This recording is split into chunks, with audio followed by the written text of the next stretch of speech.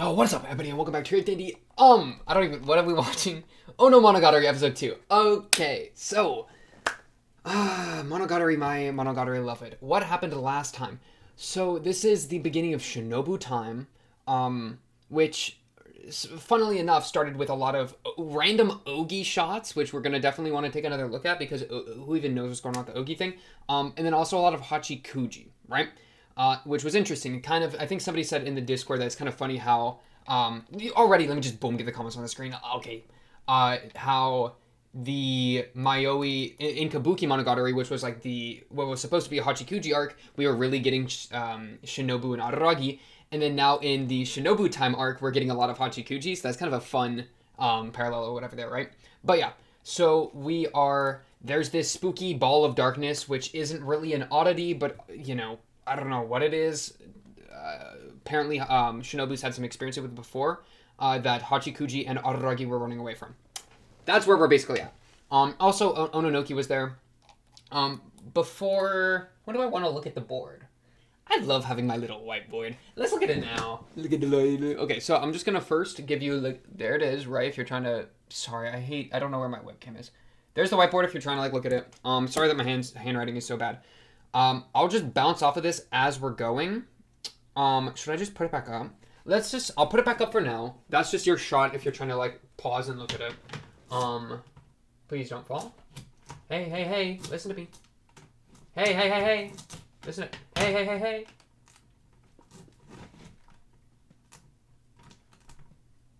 I say that's good enough. Okay, I thought it was going to fall, as a comedic bit. Okay. So let's just go top to bottom, get some talking going, and see where we're at. So, first this thing. This is super Omega true, and I pretty much rewatched this entire episode before I even hit record, on my own, just to try to get it going again, because for some reason my memory was really poor, coming out of this episode.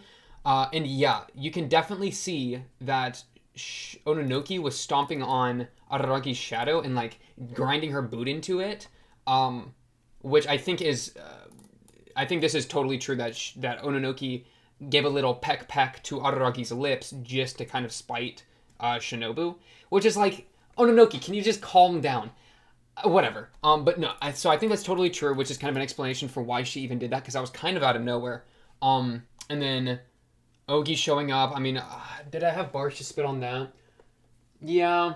The whole traffic thing is, I think, what this... I already have, a couple ideas for the arc. And I think Ogi, if we remember back in the beginning of Kabuki, that's when Ogi was introduced, right? It was her beginning monologue was to Araragi about the traffic stuff. Which was basically, I have it written here. She was saying that the signaling of danger, which is the red lights, is what makes everything safer, and the signaling of safety is what makes things dangerous. You know, Hachikuji, she walked on green, she got hit by a car, she died. And she was doing this by phrasing it as there's a 3-second period where everything goes, where everything's red. So it's pause time, right? And what that immediately made me think of when I rewatched it, because I also rewatched some of Kabuki, I also rewatched a little bit of one other arc. Oh, I literally have them here. I have my own videos up. Ooh, look, old video. Whoa. Oh, that's Batman Begins. Don't worry about that. That's something else entirely. Yeah, I looked at Monogatari episode 1 and Kabuki Monogatari. Please don't play. Thank you. Okay. So look, some old comments. That's kind of fun. Major spoiler. Ooh, I'm gonna click it. No, I'm not. But yeah, my point is that Ogi's I see the traffic thing. So the traffic thing of, she also says that it's dangerous to cross the crosswalk even if it's green, right? That's the Hachikuji thing. That's why we got this before Kabuki Monogatari. The point that I think is being made, I think that the crosswalk is a transitory space, a liminal kind of space, in crossing it, you're crossing a boundary and moving into something else, right? You're crossing the street. That's what it represents. So you're asking, what the heck are you even talking about? Are you smoking crack? Just a little bit.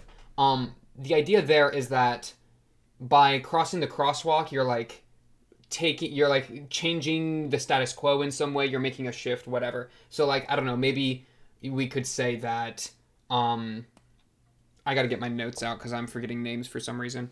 Hanakawa cutting her hair, doing the whole Tsubasa cat thing, or more so the Tsubasa tiger. That's like a big transitory state that's caused a big shift in her character. Blah blah blah. We could say that's like her crossing a crosswalk. The reason that I'm trying to connect that is because Ogi, and I have it written here, Ogi pushes people into traffic basically. Ogi, in what we've seen, has manipulated situations to cause someone to cross the crosswalk, right? I think. Which is interesting because that's kind of parallel to, or that's kind of opposite of, I feel like, what she was saying in Kabuki. Because in Kabuki, she was saying, like, the danger signs are good because they stop people from dangerous things. But if we're to take the crosswalk as, like, a state of change, you know, I mean, even think Hachikuji in crossing a crosswalk died and changed into an oddity, you know. If we take the crosswalk in that way, then it's like that happens on green. So it's almost like, I don't know, could you say that Ogi pushes people when like, because Ogi's causing this stuff to happen. I mean, at least with Onimonogatari, she was the cause of like that entire thing, and then the whole dude, by the way, shout out to Mr. Terminant Hero here, or Mrs. or whatever. Shout out to Terminant Hero here for freaking giving me the timeline each time. It's so incredibly pog because I'm so bad with that kind of stuff. Thank you. But the Ogi caused freaking Nadeko to lose her mind in Notori. That was like all Ogi making moves happen. Huge change. That's honestly the one I should have gone with with my analogy.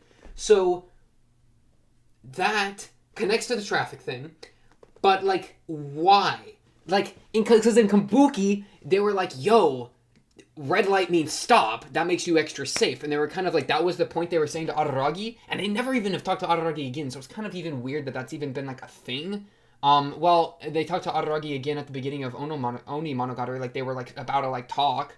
Which like, why are they about to talk? Like, this is weird. Araragi, this is the crazy thing to me, okay? Let me talk about Araragi some more. Araragi is like, okay, the way I see Araragi, he's a person who, let's get down to fundamentals here, okay? Because it's so easy to like get caught up in the current arc that you kind of forget where we're coming from. Fundamentals. Araragi is someone, in my view, currently, that has this weight of justice on them. They have a drive, or not even a drive, but like an obligation, a responsibility, some sort of pressure on them of justice that they have become like disillusioned, that Araragi has become like disillusioned with, and still does, but it's, I don't know, I feel like he's starting to see it more as like a shackle than as much as he did in the past, right? And he's doing this because something happened in his past that I'm unaware of currently. I have a couple ideas for what that might be. Hopefully I'll remember to expand, but like divorce, maybe a suicide with like a parent. I'm thinking it has to do with parents. Something, whatever. We'll get to that in a second. The thing with Araragi, though, is every time he sees an oddity, he jumps into action, risks his own life and limb, and then, well, now he can't as much with Shinobu walking around, but, you know, he jumps into action to fix it. And I don't know how much he wants to do that, right? Somebody posted something in the Discord the other day that, like, really caught my attention. I should have brought it. I should have just had it up. It was a line from somewhere that we've seen, but I'll use Kizu as an example, where, like, Araragi, I think he was talking to, frick, should I just pull it up? No, I shouldn't. I don't care enough.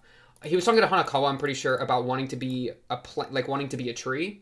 That was actually crazy, because thinking like the end of Kizu, he like transforms into the tree in the end of Kizu 2. And then I think his name, the way his name works, has like a lot of tree imagery, and then he compares himself to, or Kaiki and him, there's the comparison of like the dead tree, the alive tree, blah, blah, blah. I think he wants to be in a state, potentially, I think this is not in, sorry, I'm getting caught up. I think he kind of wants to be like, he doesn't want to die, but he doesn't want to be in a state where he's bound by justice and his perception of things. Because if he perceives something that he has the obligation to fix, then he's forced to do that, and I don't think he wants that. I think he sees that as problematic. Or maybe it's not even a suicide. Maybe his like dad died like got shot to death, like as a cop, like a cop death. Could be a thing.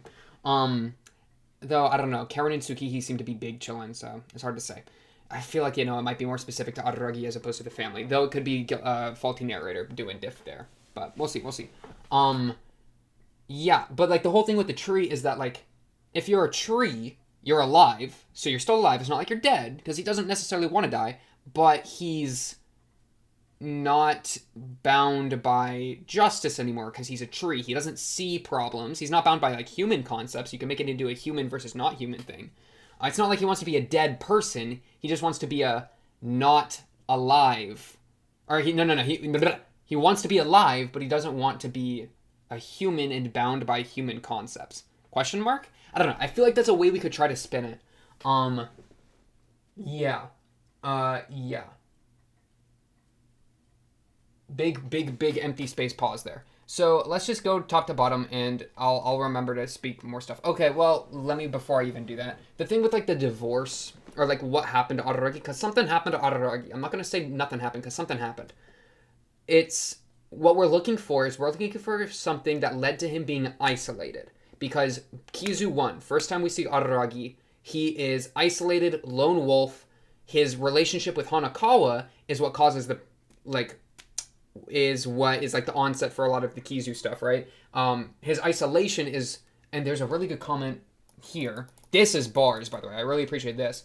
Of we could think that Araragi used to believe he doesn't need friends, right? That it decreases his strength as a human. Meets Hanakawa, and that that's Kizu plot right there, right? But when he's trying to oppress the feelings that he actually likes Hanakawa, it's kind of a question of in what way does he like her, which is something we deal with later, but he likes Hanakawa, which is antithetical to his lone wolf mentality, so he tries to suppress that. That's the erotic magazines, makes it maybe into a sexual thing to try to like decrease the value of it and make it more shallow. Maybe that's why he always shallowifies his relationships. Ooh, I kind of like that. That is because he does that with everyone, right? It's not even just that he went and bought erotic magazines because of Hanakawa. Every relationship he has, a lot of them he's trying to turn into a like sexual thing, and I think that's a way for him to like maybe like gain some control and like undercut his own relationship as to make it seem more shallow so that he is less vulnerable because he's not, to kind of fit that lone wolf thing, because it's like, oh, I don't actually have a relationship with you, I just want to touch you, right? Because I'm a pervert. It was Araragi speak, not me speak. I'm already seeing somebody clipping that, which now that I've said it out loud, it's like guaranteed, but it is what it is. But yeah, he does it with like everyone, I feel like, and that's kind of maybe stopped, and he never really did it with Senjugahara, but because how much did he do with Senjugahara? He doesn't really molest or do anything weird with Senjugahara, and anything intimate he does with Senjugahara, he doesn't tell us about, so that means that relationship he's definitely locked into and not trying to like lone wolf or gain any control in, right? But a lot of these other relationships, he's still maintaining a lot of that, especially like Hachikuji, whatever, blah, blah, blah. I don't know. Maybe that's a fun way we could spin the sexual element. But continuing the original thought, his lone wolf alienation thing is what leads him to become a vampire, because now he's not alienated from every human. I like that a lot. Why am I bringing it up? I'm bringing it up because of this. The real question we have in this arc right now is, what is the darkness, right? So, the darkness. Let me, on my other monitor, full screen it so I can actually see what I'm pointing to. Look, I'm like I dropped my marker. I'm like a teacher, okay? I'm like a professor. I actually low-key have thought about that before, that reacting's kind of like giving a freaking lecture. It feels like I'm giving a lecture to a bunch of students. Low-key. You are my estudiantes. Bink. You get an F. You get an F. Okay. So, what is the darkness? Is it anxiety? Because, okay, so the thing we've seen with the darkness, there's a few things that are causing me problems. It's Shinobu has history with it, right? So, let me start at the top.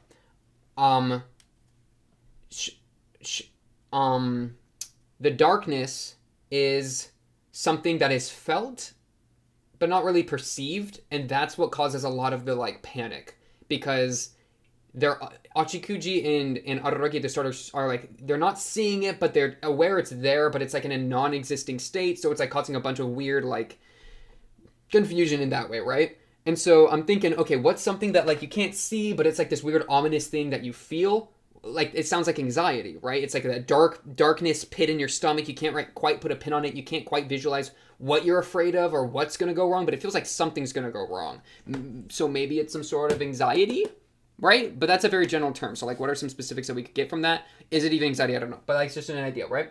Other thought is that, and this goes into his justice thing, that this dark, and this I don't know how I feel about this because this applies so much to Shinobu or to Araragi as opposed to Shinobu and Hachikuji who also saw it. And we also got to remember that maybe the reason that Araragi's seeing it, or he's feeling it, but he's not seeing it, is because of his Shinobu connection. So maybe it's that Shinobu sees it, but and them two share feelings, Shinobu and Araragi. But since Araragi can't see it for some reason, he's feeling like Shinobu's anxiety, and it's like spreading over to him in that way. Just a thought, right? As to like why that weird like visual thing even happened. It could be the Shinobu thing. Oh wait, I'm supposed to be holding it here, I think. I don't know. I'm so sorry. The comments are in the way. It's a mess. Blah blah blah. Okay.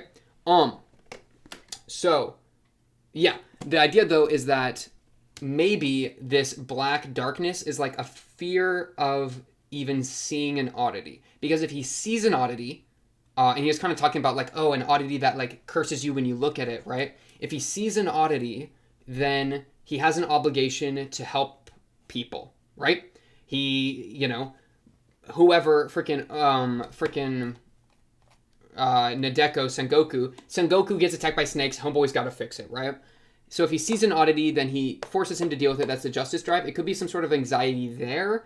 I don't know. Or it could just have to do specifically with isolation.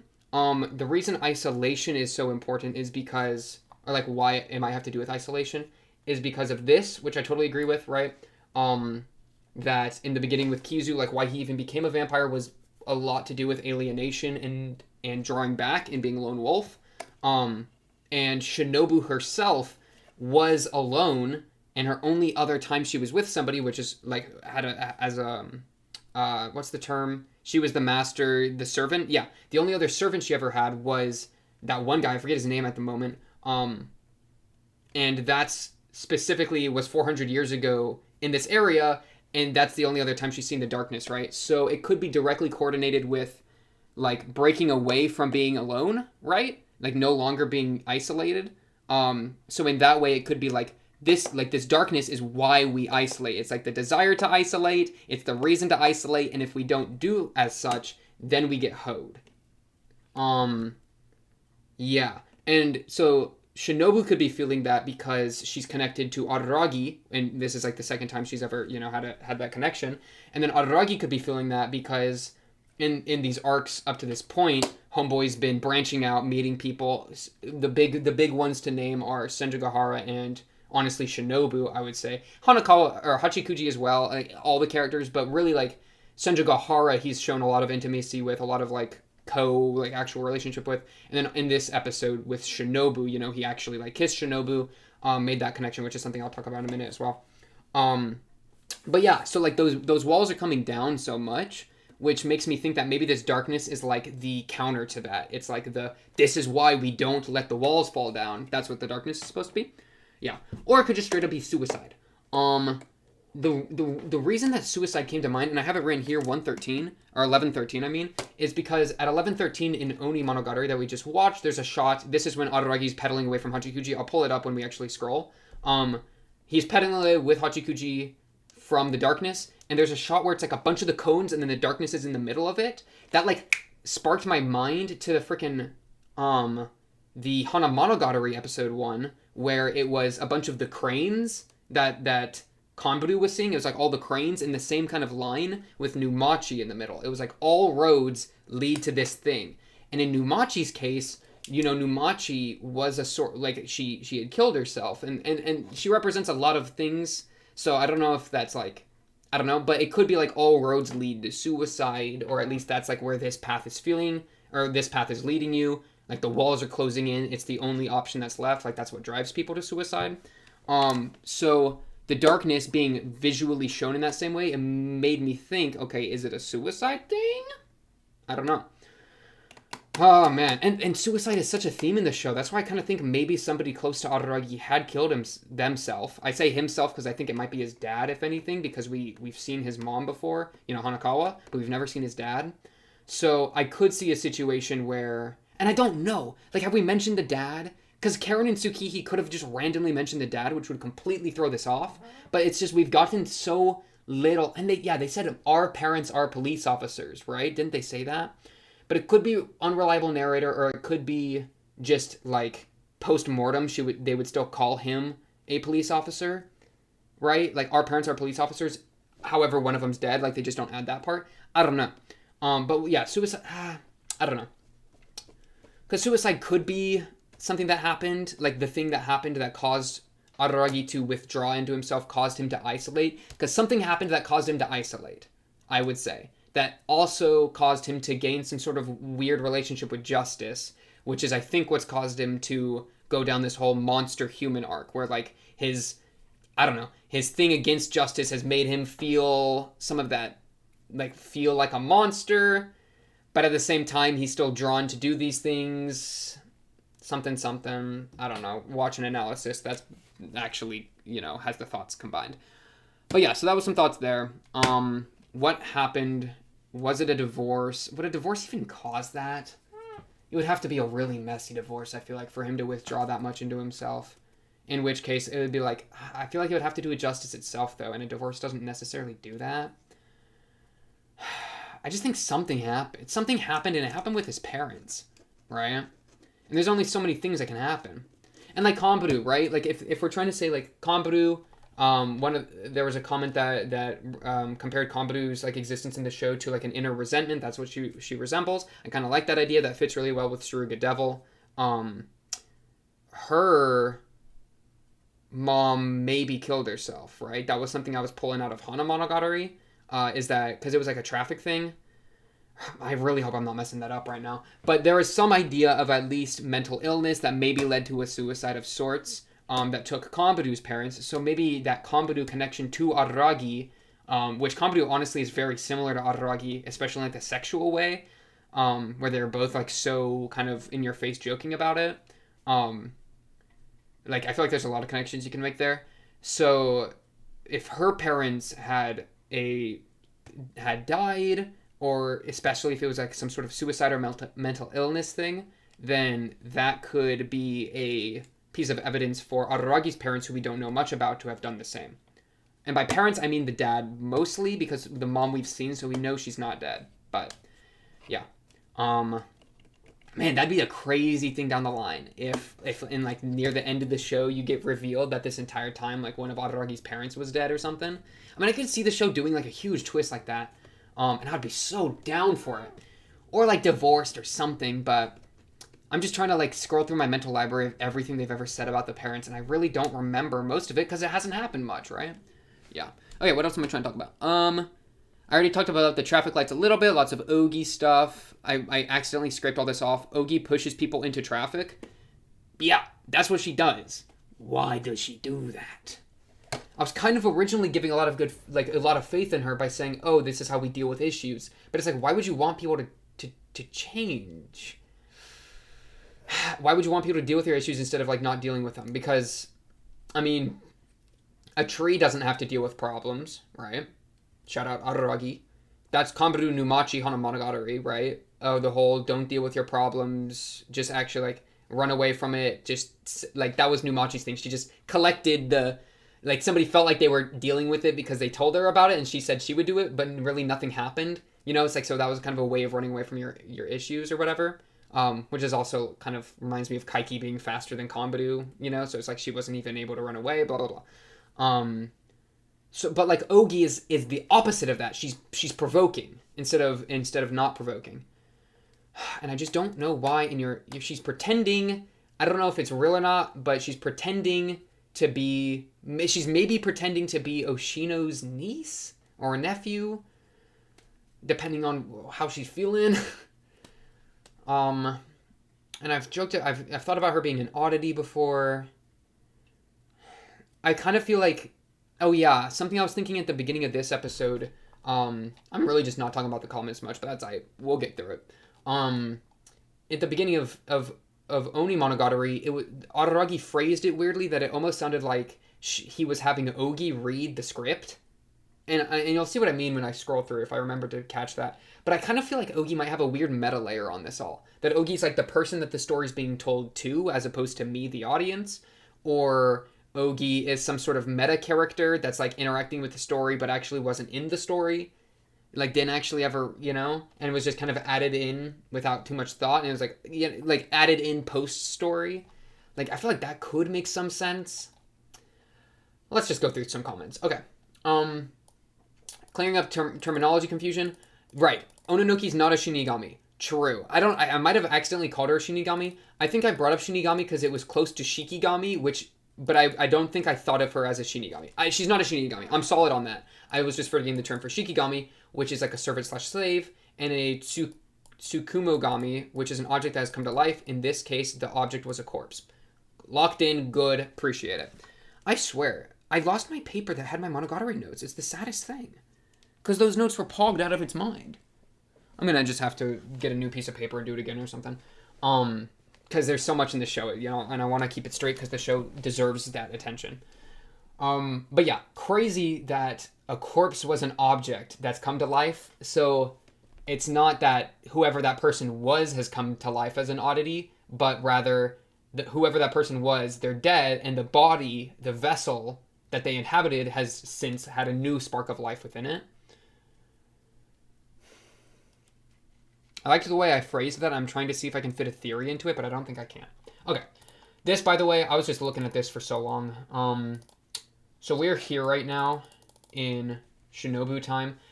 Some people said some stuff. I'll get to that in a second. Okay, continuing. I think it's right here. Yeah, it happens, since Shinobu time happens right after Kabuki, I'm actually fine with the kiss. I'm totally fine with the kiss. I was kind of laying into it a little bit because I was like, bro, you got Senjogahara, which I mean, true, but some people did give some good points as to why that's not really an issue. That I'm totally, and so I've kind of flipped back on that. So for example, like Senjo did say that she doesn't care about araragi playing around with others so long as it never gets a bit serious. I would say though that in this case, the way he kissed Shinobu, it was very serious. It was not a joke at all, right? I wouldn't say that it was a joke, because he saw, whether Shinobu was teasing him or not, that Shinobu was like some level of jealous or unhappy with him kissing Ononoki. So he was saying like, no, you are important to me. I am willing to be intimate with you in that way. Like, don't worry about it. Like he completely just ended that entire jealousy, like joke tease line, like line of thinking by just kissing her. And I thought that was a very serious, very like, it wasn't a joke. It wasn't a joke. He doesn't kiss people as a joke. He'll flip skirts, he'll be sexual, but he doesn't do actual romantic things. Which maybe the reason that a lot of the sexuality stuff is how it is. Maybe it's like we could go into like fear of intimacy. But it's not fear of intimacy because he gets with Senjogahara so quickly. I mean, in Bake, he's chilling with Senjogahara under the stars, right? And then in Nisei, him and Senjogahara hypothetically have a bit of fun, had a bit of a tumble in the sheets. Be gentle with me tonight or whatever. That's what she says, right? Senjogahara. Low-key forgot about that until people reminded me in the Discord, so shout out to that. But that's the crazy thing with the show, man. We will watch an entire arc about Sengoku. So it's like, oh, Sengoku arc. Wait, let me fix my other monitor. Oh, wait, no, you actually can't see that. Sorry. But we'll have an entire Sengoku arc, and then all of a sudden we're back to Shinobu. So it's like, it's kind of this weird flip where it's like, okay, I've had 4 episodes focused on Sengoku. Now I'm focusing on somebody else. And so I'm like trying to recollect every single thing that's happened with this character. So I'm like, okay, we're here, or we're here, or we're watching Oni, but the last time we've really dealt with Shinobu was in Kabuki. That was like a really big Shinobu arc. So it's like where I'm jumping a few arcs back and trying to like catch up the brain. And my mind is not that strong, man. My memory is faint. That's why you guys are here. Aw, so sweet, so wholesome. But no, yeah, so I definitely say that it was a serious thing he did with Shinobu. The lolly tree and that cannot be stopped. Crying emoji, crying emoji, crying emoji. Okay. After I've learned about this crying emoji, I just don't know how to feel about that. All right, continuing. Okay.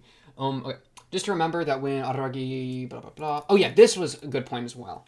That Shinobu and Araragi are so connected that, like, any intimacy that Araragi has with Senjogahara is going, like, Shinobu is going to literally be there for that. Like, Shinobu is always third wheeling, unless they time it whenever she sleeps, but, like, you know, she'll still feel it to some degree, right? Wow, that's a crazy thing I just said out loud. But yeah, so in that way, like him being intimate with Shinobu, it's like, well, like Shinobu's kind of part of the Araragi package at this point, so that kind of helps. So it's not like a dual couple in the first place, since Araragi is stuck with Shinobu, Hitagi liking it or not. Yeah, very, very good point. This is a good point as well. It happens right after Kabuki. You know, the two of them got like a lot closer during Kabuki. I feel like, you know, there was that scene of, I think, was it them holding hands? I think it was them holding hands before they went into like the finale of Kabuki. Appreciate the support as well. And man, like real quick on this, your boy's been a bit slow on the uploads. I'm really trying to lock in for it. It's just like this show, I feel like it's so good that I spend a lot of time like rewatching things and getting thoughts orchestrated. I've like low key thought about changing it to once a week just so that we have more time to think about it. I don't think I will. But yeah, we're gonna lock in. We're gonna stay on. We're gonna go. We're gonna pog. Because I try to do this twice a week, like so this only says 3 or 4 days. But your boy's at 5 days. It's okay. We're locking in. Holy shit, it's happening. Didn't think we would get this far. Urgot, you, my good Urgot of little faith. We're making it all the way. All the way. No, yeah. It's good stuff. Okay. Already talked about this a lot. So I don't think I need to more. It's just, I think he forgot to take his pills. Skull emoji. True. Hachi and Oshino. I've talked about Hanakawa being Ararag's GF. How'd you forget it was just a couple episodes ago? Listen. 1, poor memory. 2, comments. Sometimes confuse me a little bit. Which isn't even the comments' fault a lot of the time. It's just, you know, words, sometimes communication is a bit hard. But listen. We're locking in. Okay. Hachikuji got noticed because Araragi was lost from home. Hachikuji attracts people who do the home goodbye. Hachikuji attracts people that want to be lost in that way. You know, shout out Mayoi Snail arc from Bake. This was kind of interesting, and I wanted to talk about. So, Shinobu can hear Kuchinawa now because Nadeko became an actual oddity. And by Nadeko, I mean the snake, right? Kuchinawa became an actual oddity. Couldn't hear in the beginning because it was only her figment of imagination, then it became a reality. The thing to me, though, is like, so that's kind of asking the question, when does it become an oddity for real? Because in this way, it wasn't, like, are we to say that it wasn't an oddity until it hit that certain point that Shinobu could hear it, then it became an oddity? Because honestly, like, I mean, easily it was an oddity as soon as Homegirl dropped the snake thing down her gullet and she started growing snake hair. At that point, we're going full oddity status. But before then, when it's just in her mind, I kind of feel like that's still an oddity, right? It's just an oddity nobody else can see. Because the way I would probably run it is that, in the same way that Hachikuji only appears to people who are in that specific, like, wandering mindset, I think Kuchinawa only appeared to Nadeko because of a unique relationship, as opposed to being able to be seen by everybody. But then it hit a turning point where she integrated with Kuchinawa and it became realized to everybody because it became obvious to everybody. So I think Shinobu not being able to see Kuchinawa is just because Kuchinawa was an oddity that was only appearing to Homegirl. But it being an oddity, like it was self-delusion, like it was her losing her mind and like hallucinating. But I still kind of feel like that's an oddity. I think it's just an oddity that's only affecting her, you know, in that way, as opposed to being an oddity everybody's perceiving. Because we do have oddities that are specific to people. Because what am I supposed to just think that Sengoku having the snake thing is literally her, like, hallucinating? Because, you know, it's really easy to just say, oh, the hallucination is just an oddity, like, growing, you know? Yeah, so that's kind of where I think I would put it, but there might be, like, a few lines that clarify that, in which case maybe it was completely just hallucination and then switched into becoming an oddity. Yeah, it's just the question, was it always an oddity that became realized to other people, or was it a figment of imagination that when it became an oddity became realized to other people? It's a minor distinction, but, you know, I've said my piece. Okay. Shinobu doesn't have a hard limit for Bing chilling in the daytime. Bing chilling. I need to learn that, by the way. Okay. Doesn't have a time limit or a hard time limit. This is why I was kind of confused about that line, because we have previously seen her out in the sun. So when they had that line of her like being stuck to or like it being crazy that she was like awake during the daytime, I was like, but you've done that before, so it's not a big deal. But no, yeah, totally locked in on that. Feel good about that. Just the way this is written. Touching grass when he was sussy vampire. But Shinobu is Shinobu, what do you expect? So true, so true. Hachikuji for getting the bag was all the way back in Tsubasa Tiger. We're just getting started. True, true, true. These are a lot of Ononoki stepping on Shinobu, like on Araragi's shadow. She do be kind of petty like that.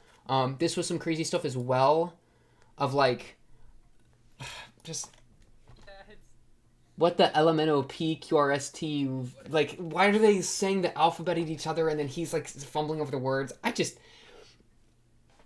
Okay, we're just gonna keep going. Ononoki's sassy sidewalk, true and real. Wait, what did he say?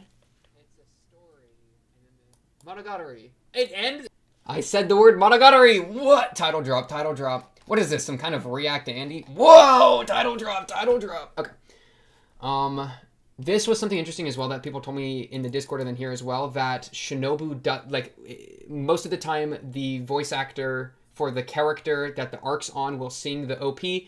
This time Shinobu isn't the one singing her own OP because there were some, like, issues with, like, the studio and the rights to the music or whatever. So that's kind of interesting, little fun fact. But it kind of maybe fits into the themes. I don't know. I'm not going to try to push that because my brain's not doing it. Kiss the Thing. In Nisei, they went over it. Senjo is Araragi's girlfriend waifu. Shinobu is a lifelong partner. It's more of a romance with Senju, but it's more of a genuine love, like super deep connection with Shinobu. I like that. No, I like that. Yeah, and it feels like him and Araragi and Shinobu's connection is, in a weird way, like a deeper love than the Araragi, like, I don't know, deeper is a weird word to use, but it does feel like another level entirely. I'm totally fine with it at this point. It was more just something that, like something, like, kissing Shinobu is something that I would feel the most comfortable with, and maybe Araragi's done this off camera, with being like, hey, Senjugahara, I got a little vampire girl in my shadow, like, what are our boundaries and rules here? Like, what goes, what doesn't go? Just that kind of thing. It's more of just like the proper way to handle a relationship as opposed to like a big thing for me.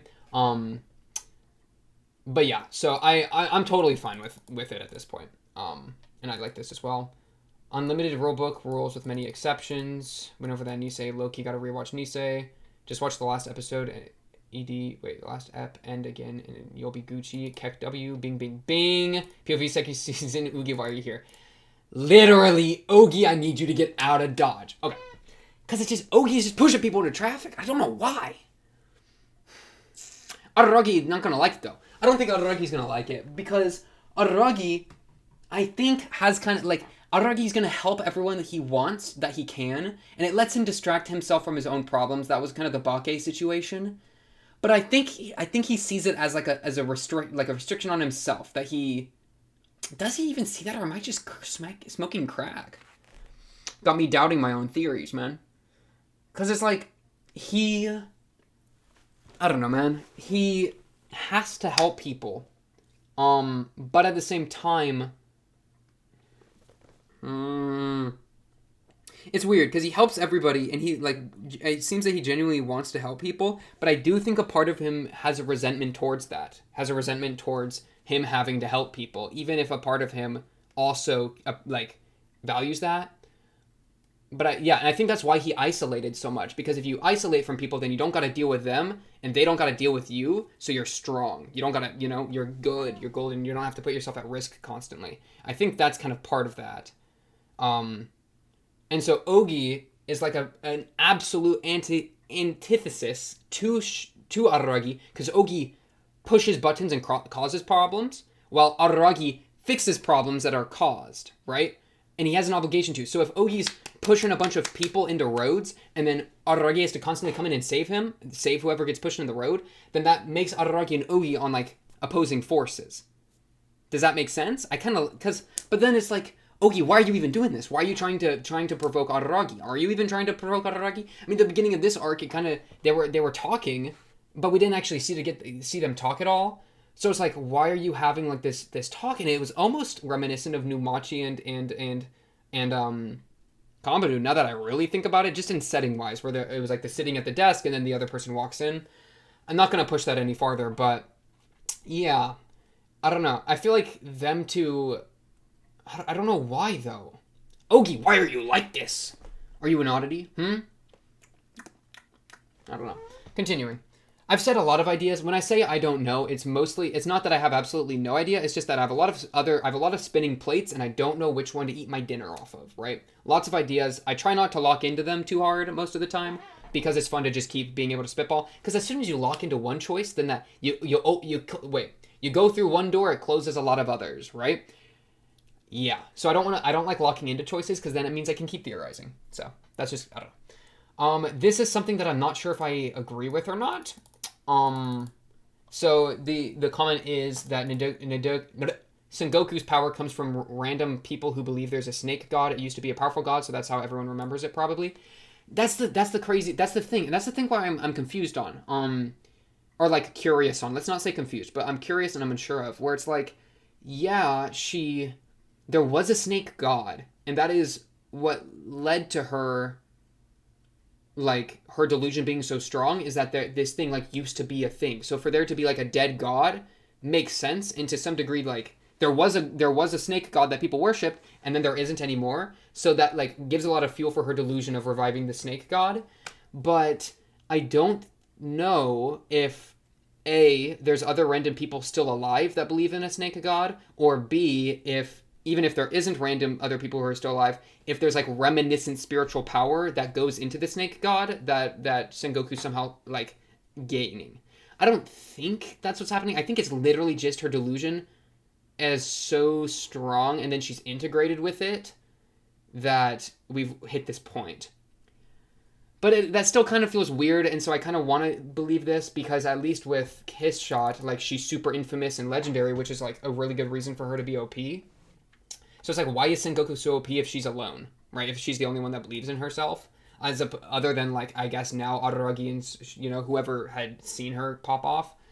But that's so different than, like, Kiss Shot, who's, like, well-known everywhere and is, like, a big problem, and the vampire, as opposed to the snake god. Like, I don't know what a snake god is. But I don't know. So it could be this. It could be a balance. It's kind of getting into really, I don't know. It might be going a little too heavy in the details to keep talking about it. I mean, I'm totally down to keep talking about it. I just don't know how much it impacts the grand story. So I don't know. Something interesting to think about. I think it could go either way. I'm just currently a little more locked into the other one. But Araragi lifted Hachikuji's skirt. Yeah.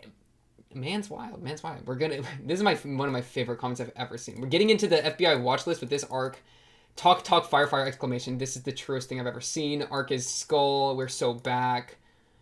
Just all true. Is there a bug on my leg? There's not. Bet. And then don't forget Shinobu and Hachikuji are also human and not just pure oddities. That's a great question. I say question because, I don't know. It's like Hachikuji was a person and then she died. And now she's an oddity. But she is different than, like maybe it's a gradient kind of, where we have, like, the Hitagi crab, which is literally just a collection of crab. It's a crab collection of, like, those, like, feelings that were taken away, like the weight and all that stuff. So it's like, we have that, which is, like, not humanoid or sentient or acting as such. But then we have something like Shinobu, not Kiss Shot, but Shinobu, who's, like, in this weird half, or like even Araragi is even farther on that gradient, where it's like he's kind of an oddity, but he's also kind of human, and he's in this weird, like, liminal middle space, which makes me think of the Crossroad again, which makes me think of Bake episode 1 again. But he's in this weird spot. It's also interesting that he sees Hanakawa on the other side of the crosswalk, right, on the other side of the street in Bake episode 1. Is that a thing where it's like she's on the other side? She's on the side of non-isolation or whatever, and him crossing over there, or, like, considering moving over that crosswalk, or being tempted to come over that crosswalk, is what leads him to all the problems with Kiss Shot, which is what the traffic lights represent, which Ogi talks about. I don't know, man. I don't know. But yeah, like, they act human and they act sentient, but at the same time, Shinobu's existence is based off of Araragi's perception of Shinobu, right? We see that they mentioned this at some point, I forget which arc specifically, but, when she was, like, trying to eat the donuts, was acting all feral, and then also when she's silent. I mean, that's more of her own thing, but it's a little bit of a vague spot. But yeah, overall, like, they're either humanoid acting oddities or it's kind of a mix of a gradient. I don't know, because like what is a pure oddity, right? You know, because Hachikuji feels like a pure oddity. You know, she's not like connected with a human in the same way that Shinobu's connected with Araragi. But yeah. Which then reminds me, dude, I forgot to even talk about this. The crazy thing about the darkness to me is the darkness is something that three people see or are aware of. Which kind of makes me think that these three people are like have a similar trait that allows them to feel this or are feeling this specific thing, which is the darkness. And that is Shinobu, Araragi, Hachikuji. Shinobu and Araragi are really easy to pair together because they feel each other's emotions and they have the whole broken bond from Kizu, so there could be a lot of things there. But why does Hachikuji feel it? Because she does, and she knows it's there. It could have to do with her getting her backpack back, because she does get her backpack back like right when the darkness shows up. I don't know. Let's do a little bit of scroll through. Real quick, this is the pip of Hana. Well, frick. Do I even remember that scene is? You just give me a second. I probably am just going to have this, so you can't see it for a second here. I'm trying to find the specific shot of Kombaru and Numachi that I'm about to make a reference to. Like this. Okay. So yeah, this shot right here, and I know I'm using my own reaction, it's just easier that way, where it's like these cranes along all the sides, and then it's Numachi down it, so it's like all roads lead to Numachi, which is like maybe some sort of idea of suicide. This was very reminiscent to me as, now let me get up this, 11:13 of this shot. Boom, on the screen of all the traffic leads to the darkness, right? Which kind of is what got me on this suicide idea. Suicide applies easily to Shinobu for obvious reasons. Applies to Araragi, I would say, because he and Shinobu have kind of, like, I think that's part of their bond. Hachikuji, though, Maybe Hachikuji's seeing of it is just because she has that connection to Araragi, because she's so, connected to Araragi. But that's kind of going out on a limb. So yeah, just a fun little visual thing I was thinking about. This entire beginning is just, I don't know what's going on, man. Hi, Shinobu. What's she doing? We feel no discomfort with it. The name just fits in such a satisfactory way. Are you trying to compare how Oshino Shinobu makes a lot of sense, but Oshino Ogi is like, doesn't fit? Is that like what you're implying? Maybe. Her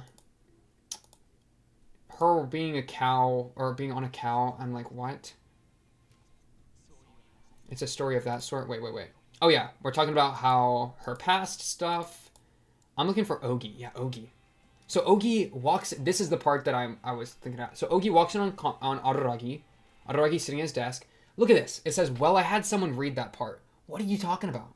Because look. It's like, he's saying it's a story of that sort. As for the reason why, and he's referring to Shinobu's thing in the past.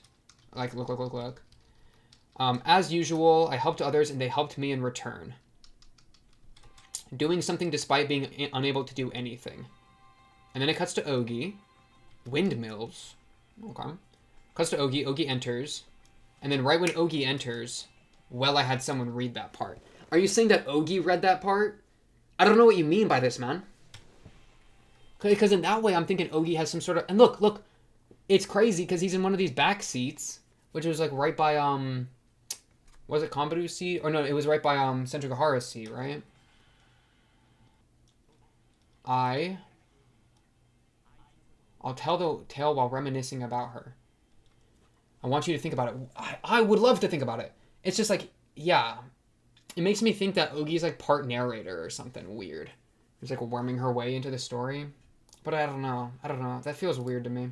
Ogi is the darkness, confirmed. And like he looks at Ogi and then he looks away and starts thinking he's reminiscing about Shinobu.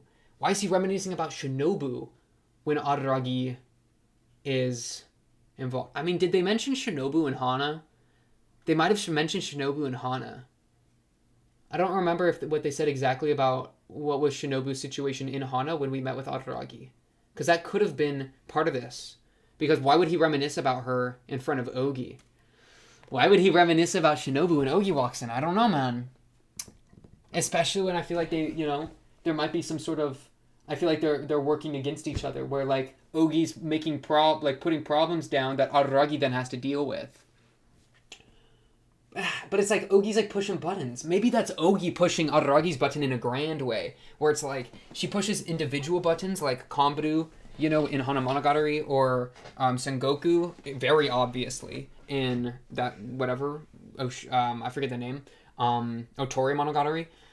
So maybe by putting a bunch of people that then Araragi feels the need to help in front of Araragi, Ogi is in a grand way trying to push Araragi's buttons to get him to confront his own desire to help people, which is tied into his justice drive, which ties into his past with whatever went wrong, which he hasn't told us about, which probably ties into his parents and them being cops, and that's where I'm cooking. Okay.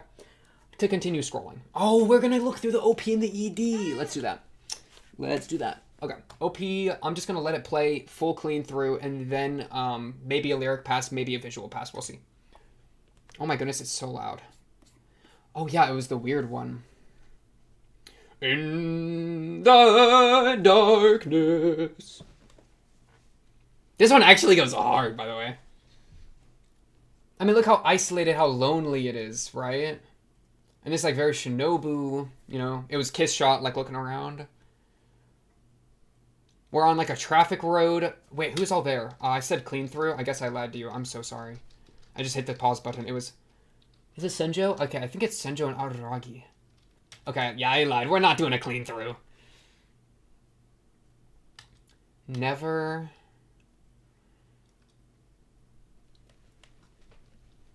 Wait, what was that line there? Something never lies? Just let it play. In the darkness. The darkness is the thing that's like floating around. Moments.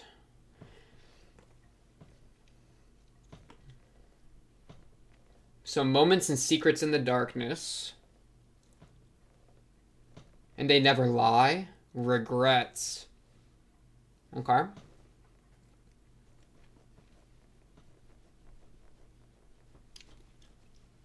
Why does this OP go so hard? Hachikuji up there. My Hachi. Bring it in for my Hachi. Dude, this is what I'm talking about. I love this show so much, man. Why is Gain and Oki there, though? It's all in Araragi's eye. Why is it all in his eye? What is that? It's so good. It just gets... Some of these OPs get me hyped like nothing ever, man. This one's so unique, though, because they barely even talk. They never lie.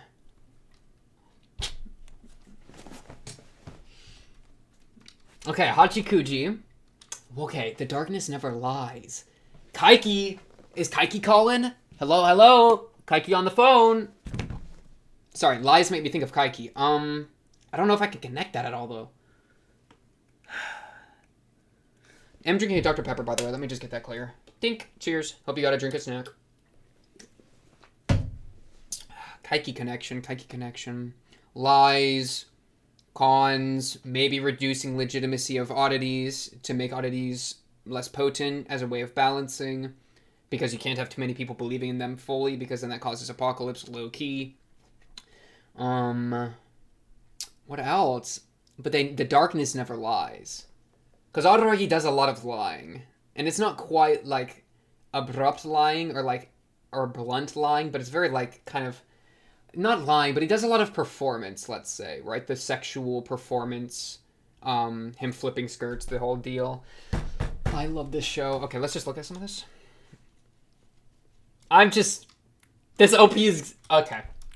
So we're in Shinobu's eye here. I love Shinobu. Who else is here, though? Hachi? Hachi check. Hello? It just turned off? My show! Okay, run it back. Sorry. Pop player tripping right now. Never. So good. Okay, so we go up to Hachikuji alone. It's cold. Snow's coming down.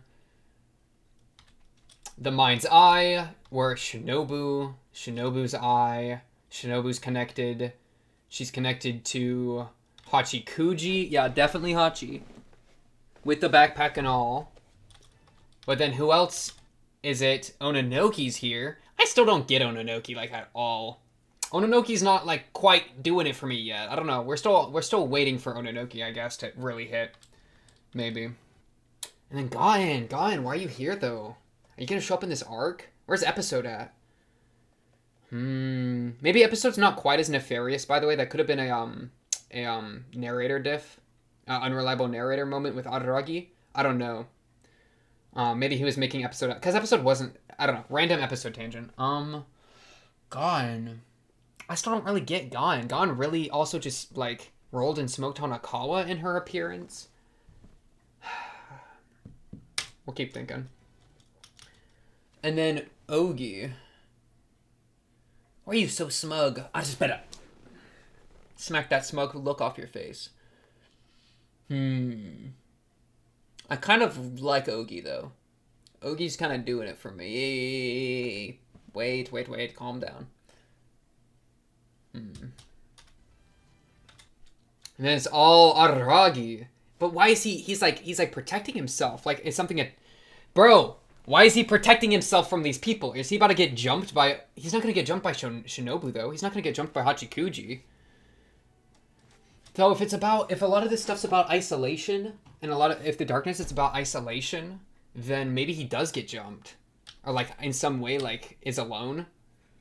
That could be interesting. But he can't be alone because Shinobu's with him. Right? Like, there's no way that connection gets severed. Especially because the relationship is in such a tight spot. Like, she would never want it severed. It would have to be somebody else coming in and, like, distancing them. But I don't know how someone would be able to do that.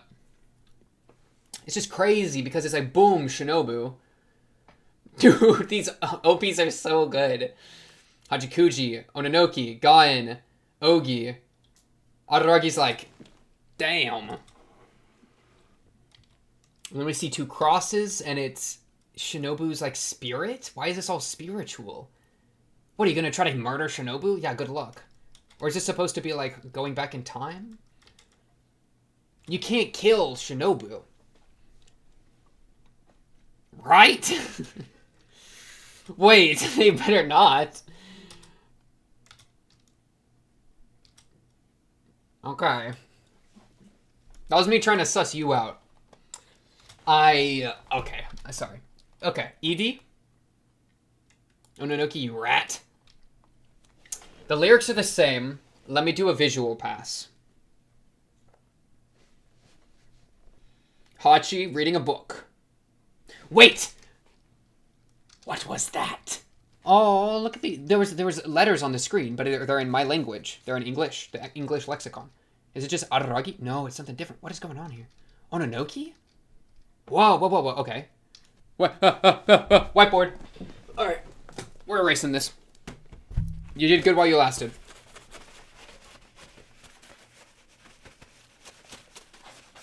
Bet. Okay. Boom. Okay. Take a whiff. I know you want to. Okay. O-N. It's gonna be Ononoki, isn't it? O-N. It's not Ononoki. What was that? Run it back?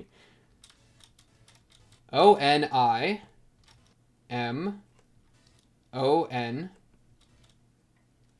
What letter is that? N-O. Onimonogatari. It's a G. It's just Onimonogatari. Dang it. It wasn't anything new. Mystery solved. Not every mystery leads to treasure. It's just spelling the title of the arc. Okay, so she's asleep with her book while supposedly watching this. I'm gonna just put this to the side, unless I have something else to write on it. What's all this other stuff on the wall? I mean, there's grown-up Hachikuji on the wall, which is kind of fun.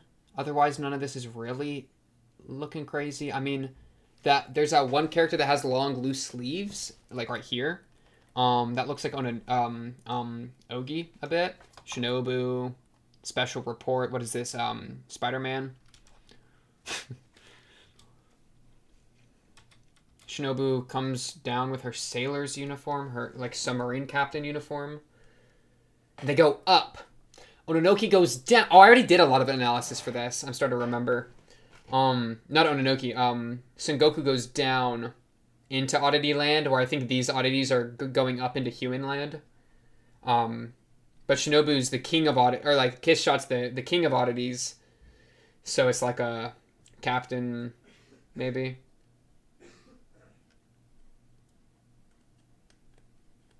I love Hachikuji. I love Hachikuji. I love Hachikuji. Wait, what's going on here? Sorry. Pop player. Hachikuji's giving like the nerd, actually to Shinobu. Why are they chatting? They're chatting at like nighttime? I mean, they're underwater. And Shinobu gets really mad? And then it's like daytime. Like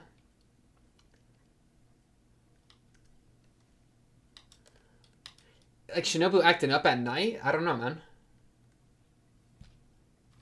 Oh, she's just eating donuts. Araragi passes by on an elevator? I don't know. The despair you found in me was real. That's such a sweet line to me. That makes me so sad, actually. That's so touching. The despair you found in me was real. Ah, oh, man. A plane flies by. Why does a plane fly by? In before Araragi's dad died in a plane accident, and all the justice in the world couldn't help him against the just the absurd reality that anyone could die at any time. Yeah, why is there a plane? I don't know. This is Araragi boxers. A welcome aboard. Up and at 'em. Wait, is this spelling something? The desk arrangement? I don't think so. Oh yeah, he was about to go get Hachikuji. Okay, bet. Dude, I love this show. That's the crazy thing. That's the crazy thing to me. I'll be real for a second. I'm not going to talk about the show for a second. I'm going to talk about me for a second. So skip if you don't want that. Just letting you know. Just letting you know. The crazy thing to me about the show is, like, it takes so long for me to, like, gather the mental to watch it. Because I'm always just, like, I don't know. I feel like I just watch, like, the previous episode again sometimes, or I'll just read the comments. But then I'll, like, always end up, like, not, like, clicking record. And it always takes me so long to click it. But whenever I'm watching it, I'm so into it. It's just, I think it's just because it's such a, like, a show that requires so much analysis to, like, pog. Not even to pog, but, like, you can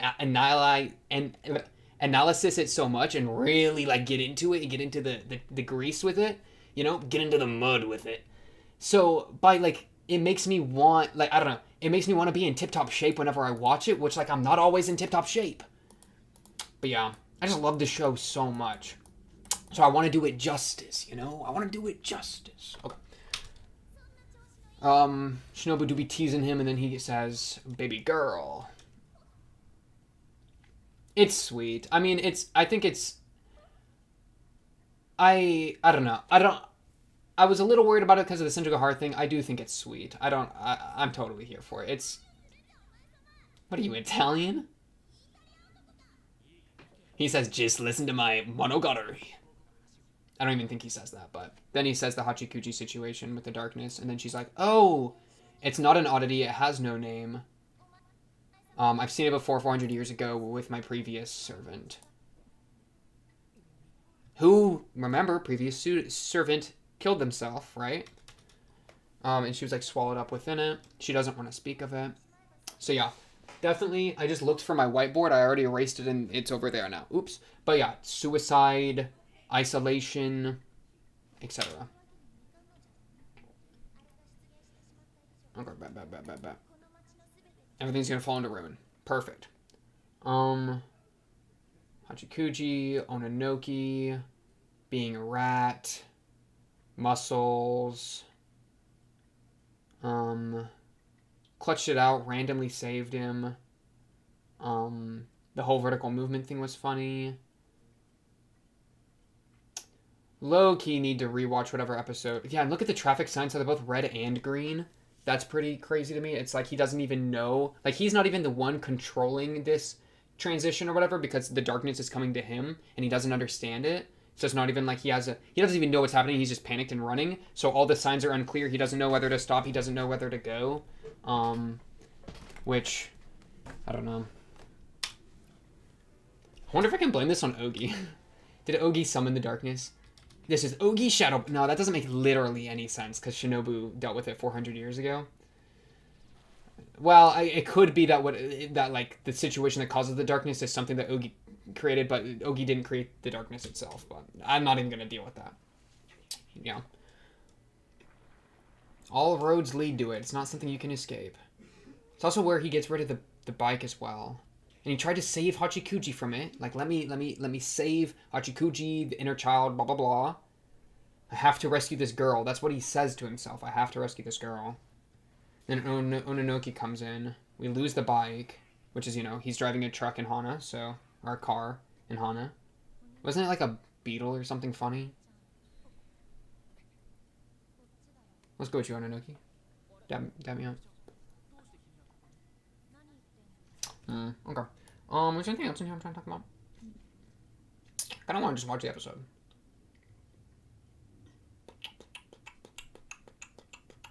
What are you talking about?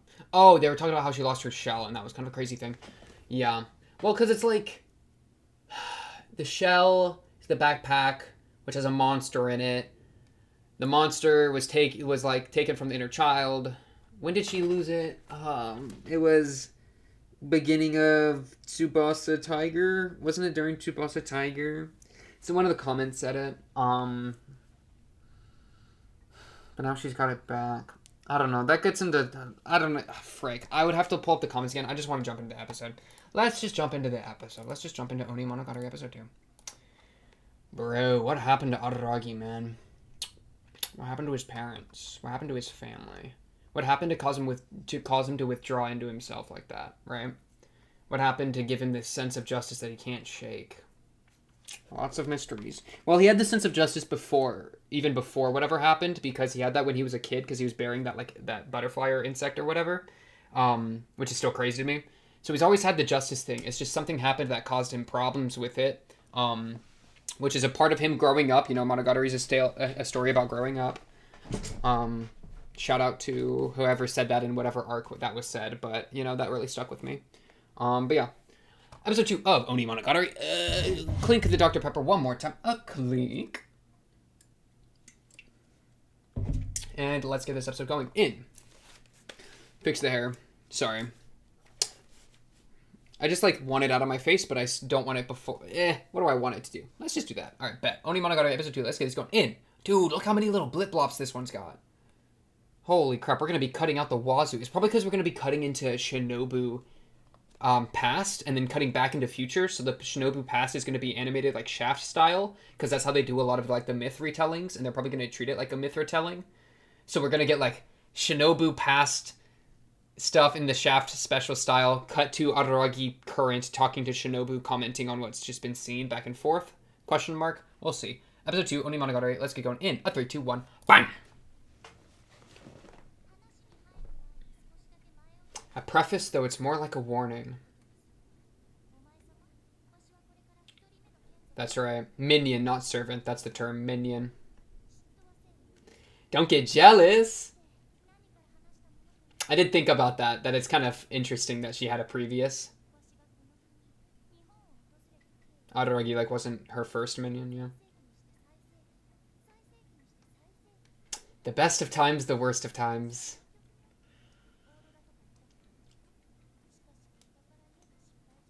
Did you get thirsty?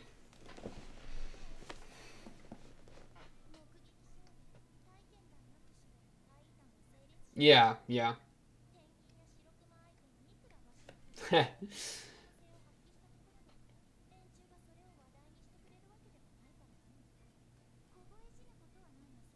Yeah, you gotta have people know about you.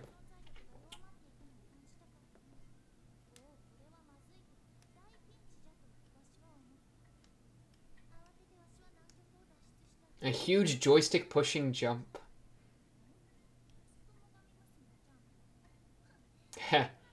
Talking about Ononoki.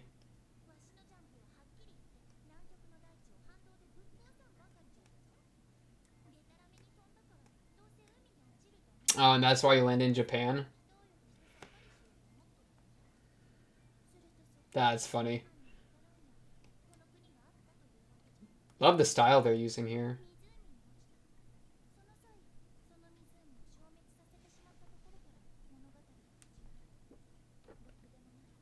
Story of a good-for-nothing demon.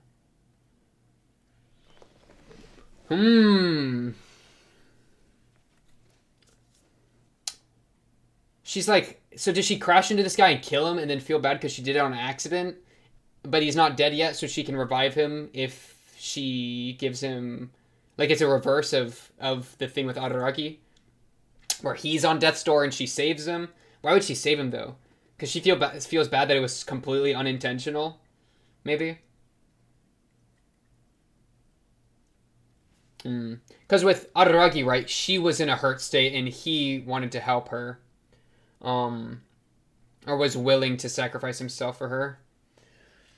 This part goes so hard. I love the zoom in on the eyes.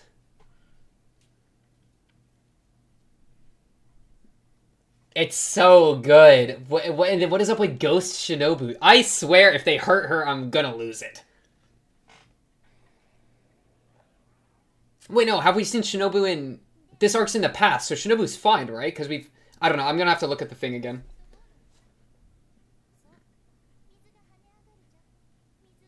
Oh, you flooded a bunch of people. Tsunami'd. Yeah, we've probably seen Shinobu in the arcs that are chronologically in the future, right? So maybe I'm tripping. Probably tripping.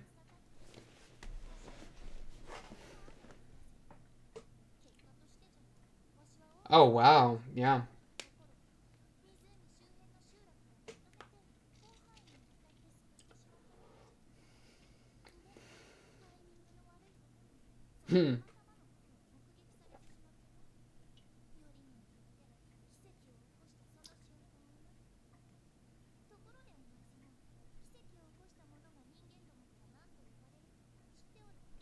An angel? God.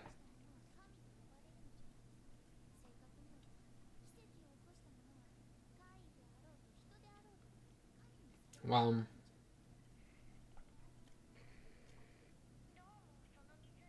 Yeah, you're doing like a podcast?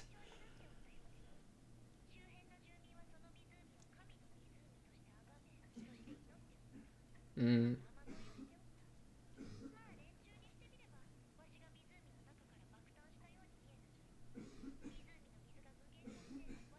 Wow, yeah.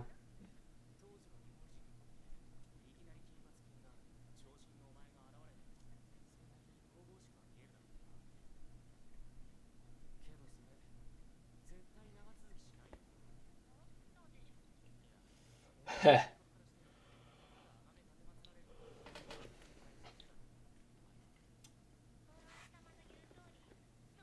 She wanted to go munch mode, huh?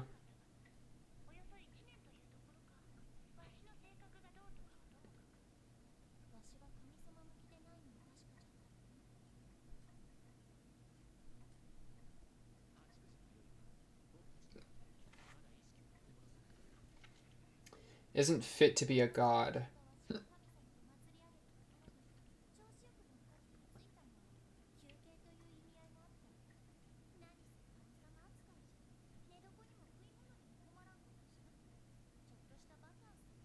Hmm.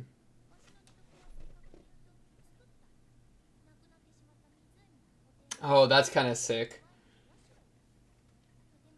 Yeah.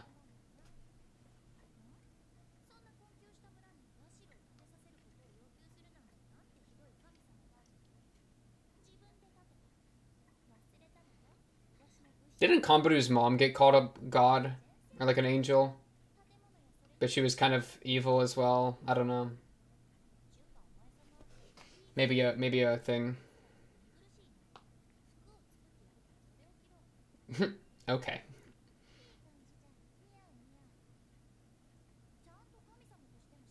Okay. She makes clothes.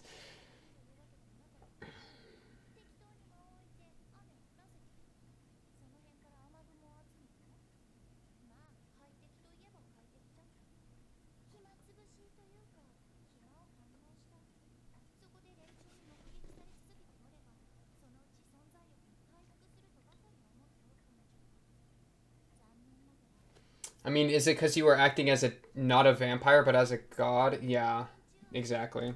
So they're seeing you for the wrong reasons, so you're not getting fueled in the right way. Hey, Shinobu, hey, Kishon, I got that immediately. Come on, Kishon, get on the wavelength. Oh, JK. Okay. If you play with the devil, you become the devil.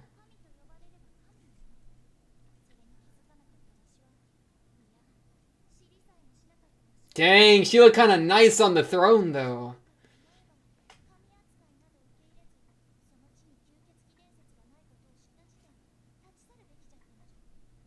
Hmm. Right, and there were like no vampire things in the Japan area, like no myths of that. And she just mentioned that, but I remember that was a thing. Ah, the minion, the owner of the demon sword. Oh, I had forgotten that he was the owner.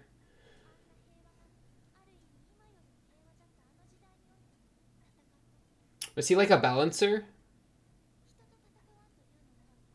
Oh wait, that'd be so sick if he was like a balancer.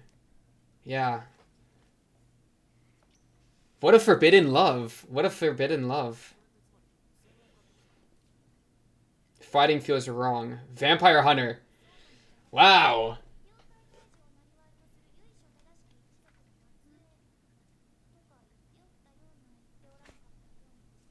Forbidden love.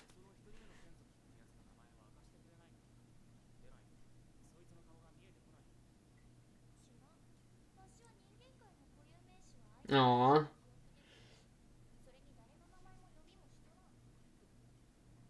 Hot blooded, iron blooded.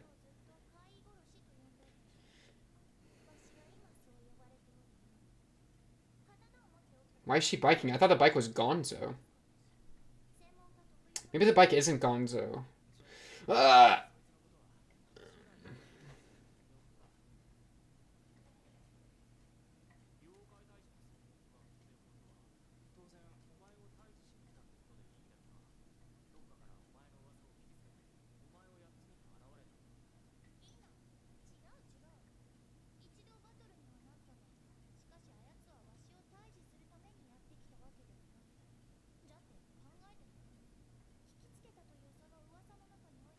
Yeah.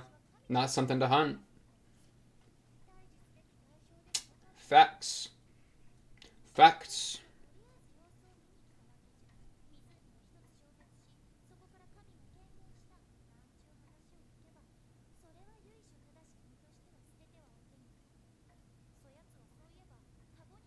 Palanquins. Oh, very cool.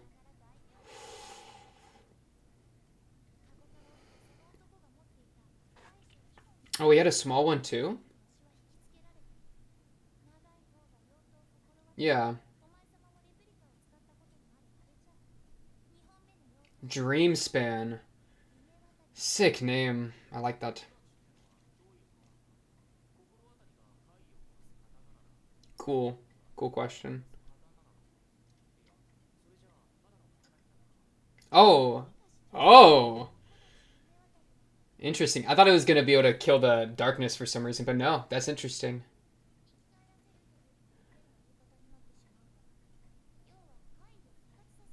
Wow. Why did he have that as a hunter? Maybe for the good oddities, like a god, right? Like some oddities that aren't monsters, which is something I've asked about before, like Shinobu and Hachikuji.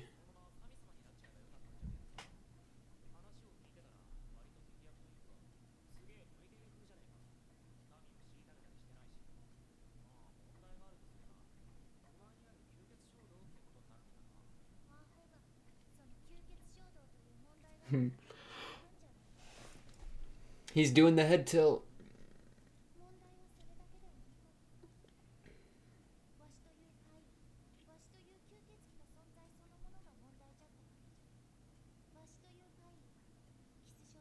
Oh, were you bringing oddities to the village? Has yet to become oddities. Oh, wow. Okay, so the negative energy can become an oddity. So that might explain the Sengoku stuff better. Wow, interesting.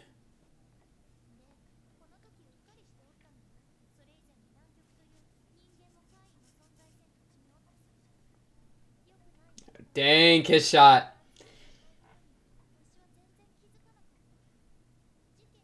Took a lesson from Kambudu.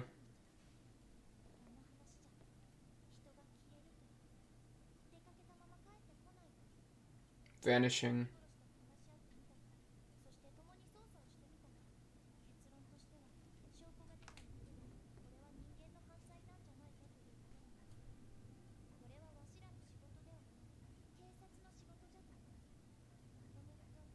Okay.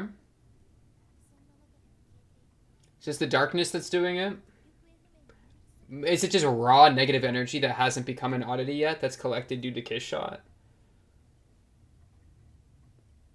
Kind of like an anxiety, like a nameless problem, like an identityless problem.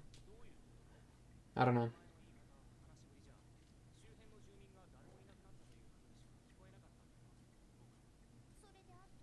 Wow.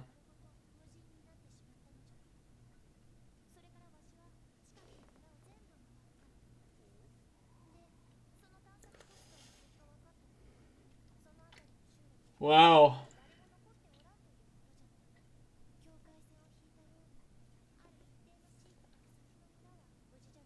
And was it all you were the epicenter?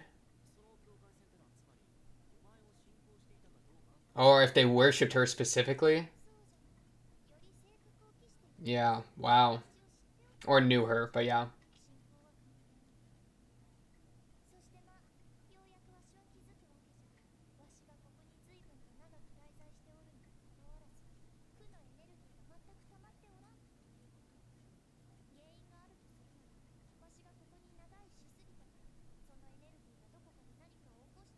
Mm.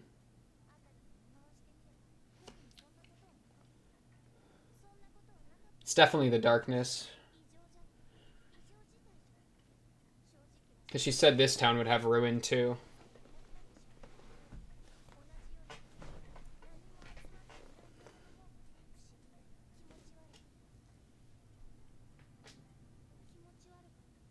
So I went home and napped. Me too. Me too, Araragi. No, me too, Shinobu. That's what I would have done.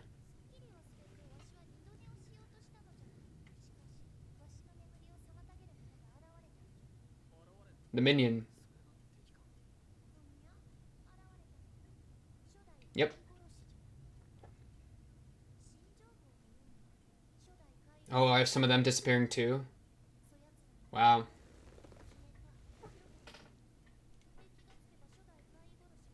Why was he okay though?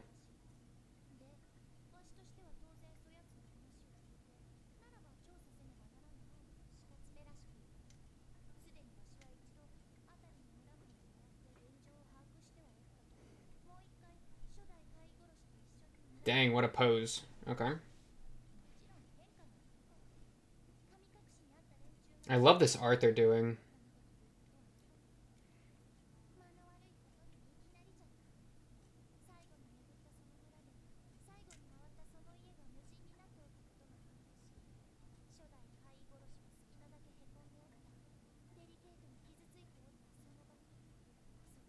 The darkness.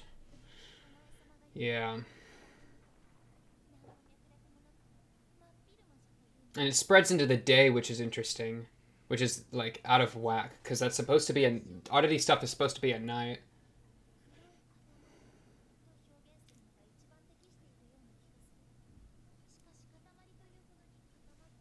Oh my goodness, she's getting destroyed by it.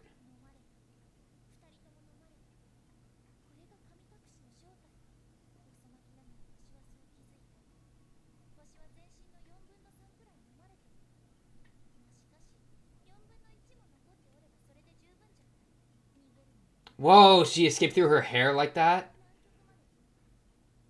I've never run away before. Wow. Oh, that's so cool. How she used, like, it was like a hair thing that she regenerated from her hair.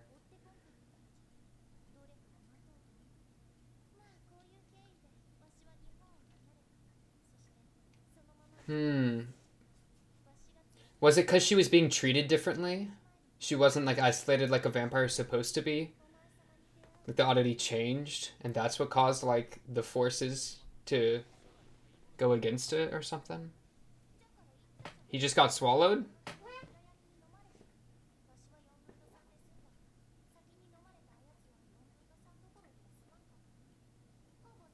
Almost.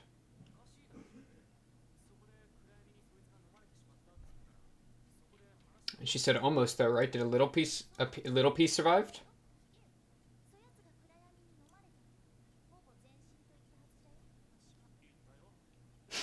Araragi, just listen. Thank you. Just a speck. His right hand and wrist. Not like a monkey paw, right? Random connection? Okay. Oh, wow.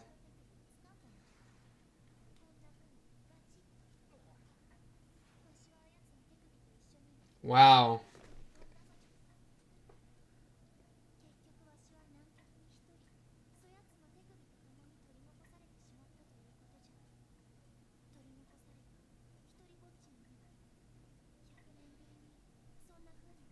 It's the first time she felt alone. I feel like that's what how you're supposed to be, right? You're not supposed to connect with people like a god.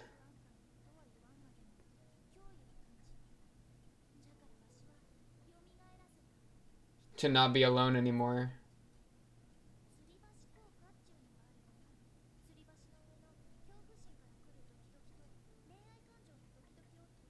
Oh, wow.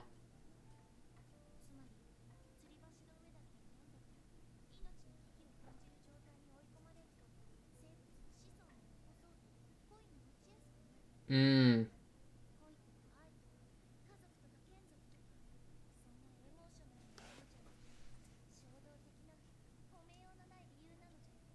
Like a desperation to attach to other people when threatened like that way. Kind of what happened with her and Araragi.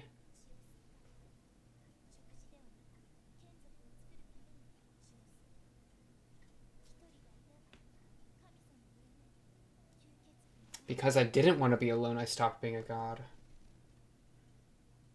Dude! Why? Come on, is there more? Okay, we got a lot more. We're good. We just gotta wait. Dang, what a cut. What a cut to ED. That was one of the meanest cuts they've done in a minute, okay? You didn't want to be alone, so you became a vampire. Maybe vampire... How much does vampirism equate to loneliness? I don't know if I want to push that as far as I was. Got me thinking, got me thinking. That was a lot of exposition, which is totally down. I'm totally down with it. But not too many moves are being made, which is fine.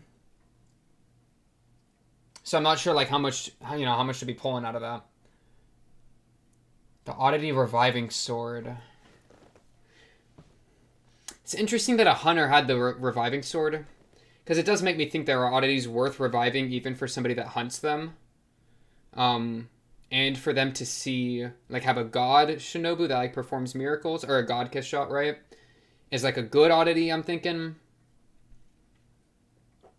So I do think there are probably oddities that we can just say conclusively are, like, good. Hachikuji's a good example of that, I think, as well. Because, well, kind of. It's weird, because she's, like, meant to appear to people that are lost and, like, be lost with them, I guess. I don't know. Maybe the plane's just because they're in the clouds. That's probably all it is. Okay.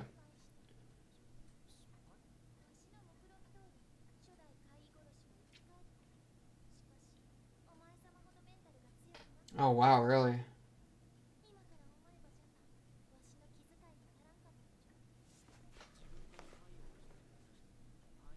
Just immediately he did that? It was unavoidable. Roughly 90% die that way. Regenerating into flames until everything is burned to ash. Man, I'm just getting reminded of Kizu when she saved Araragi from burning. I mean, that must have been like...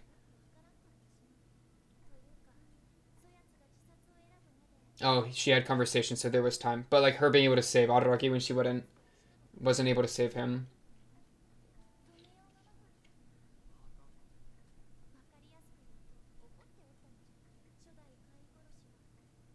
That would make sense. That was my gut instinct.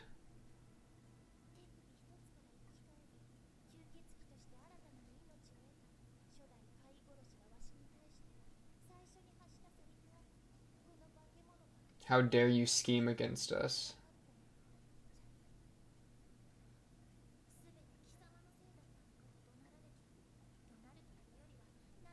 Wow.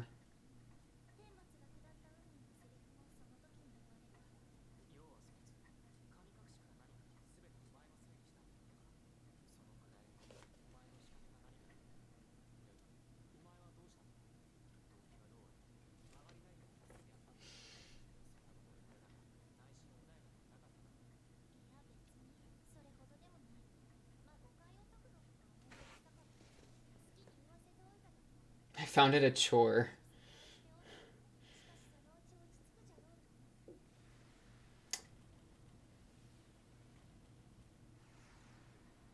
Whoa, I need to read some of that.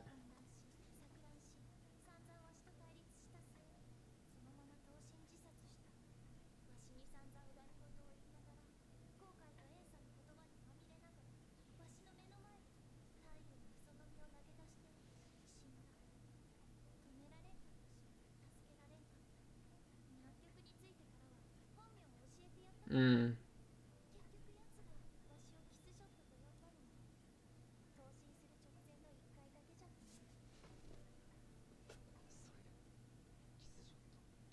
Even then.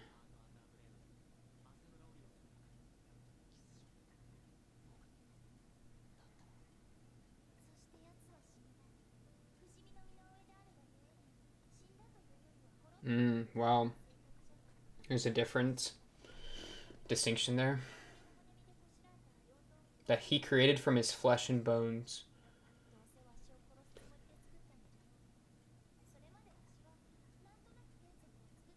I don't blame you for that.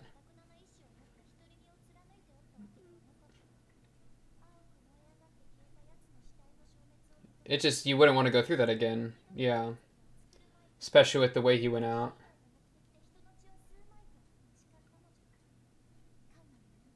I swore to God.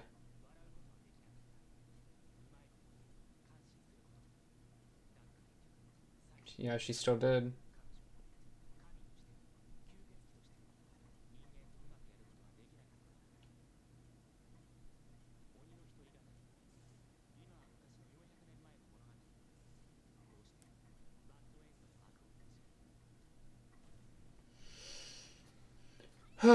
Wow. Tsukihi, Karen, can y'all just chill? Okay. Let's invite Ononoki, sure. When they wrote the demon soliloquy, that kind of got me. That got me pretty good there.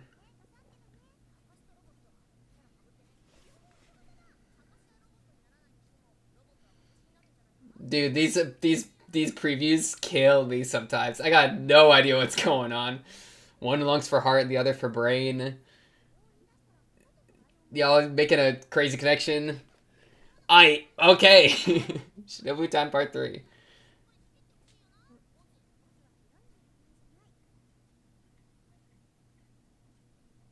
Okay, yeah. Preview rather than becoming... Oh, okay, weird. Let me first get that flashing bit. That was crazy. I think it was here. Or no. Somewhere in here. Because it was... I feel like Araragi thought that Shinobu was being wasn't telling the full truth for a second. That she was being an unreliable narrator, one might say. Just missing the mark. Man, and you could just feel like how emotionally invested she is to this, right? Like her stance, the way she was sitting at the end here, like almost felt like a therapy thing. Like the two chairs and looking at each other really felt like a heart to heart. He was angry that I had turned him into a vampire.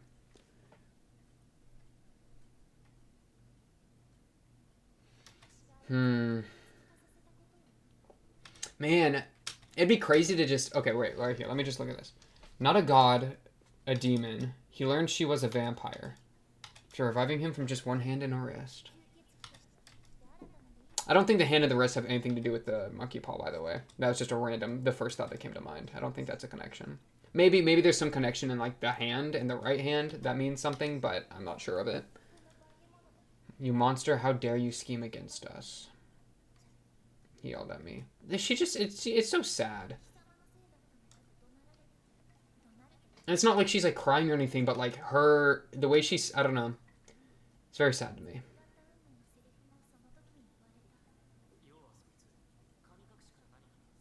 In other words, he thought everything was your fault. Where is this flashing big man? I think it's right here. Okay. There was a thing for a second here. Wrong scale. So what did you do?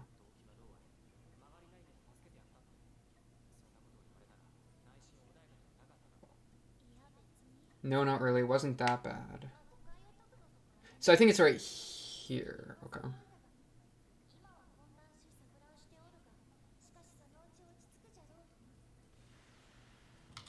Right here. I feel like this is super important. There wasn't the tiniest, smallest, minutest wish to save him. That can't be true. If she were that kind of woman, then I wouldn't be here now. I wouldn't be alive as a half-vampire. Okay, context for that was what exactly?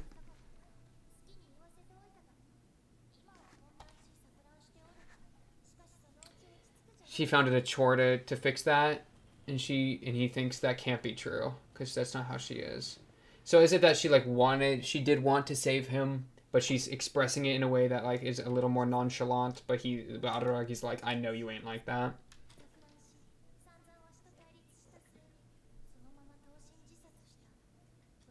And it's crazy to me that the last time he referred to her, he said kiss shot, or at least the only time he said kiss shot, he said it. Right before killing himself.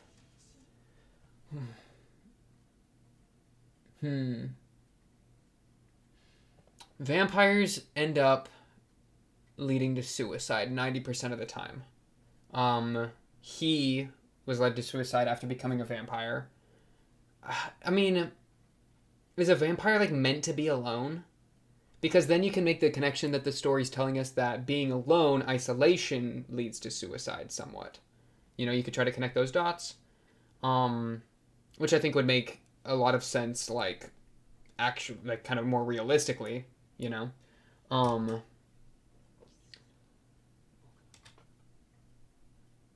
But then we are saying that vampires are isolated, which I guess would make sense, because, well, at least for Araragi, right, like, he is not human anymore when he becomes a vampire, but then he's like, shoot, I still want... It's so funny. He's in that half spot, you know, between being human and being not human, between having relationships and kind of pulling back.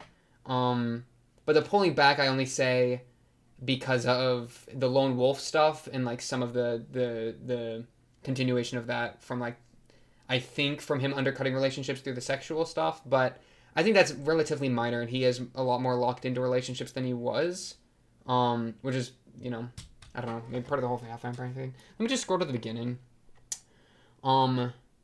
It's crazy. I don't know how much they're, like, I don't know what to talk about, because it really just kind of told the myth and made it clear. I mean, I guess the God thing's really interesting, right? That there is such a thing as, like, oh yeah, one thing that I thought about for a second there that I didn't even mention was, which one was it? Guillotine Cutter?